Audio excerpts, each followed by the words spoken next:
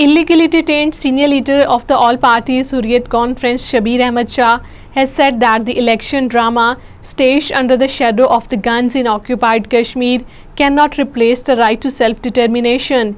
In a message from New Delhi's Tihar jail, Shabir Shah said that the Indian rulers should learn from the past and to create a conducive environment for a peaceful and lasting solution to the Kashmir dispute.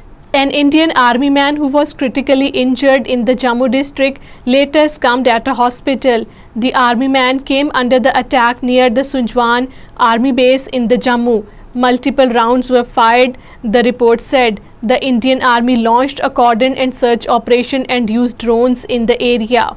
Upcoming so-called elections in occupied Kashmir are nothing but a facade aimed at projecting a false sense of normalcy in the territory, according to a report released by Kashmir Media Service.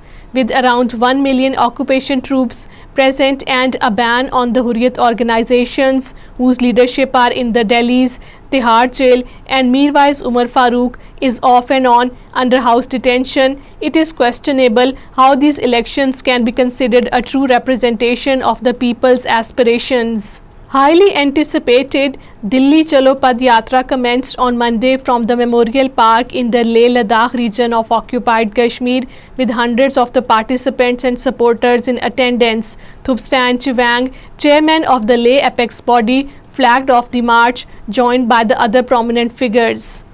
Jammu Kashmir Democratic Freedom Party has termed the Indian Foreign Minister Jaishankar's statement as an attempt to hoodwink the international community, saying that Kashmir is an internationally recognized disputed territory.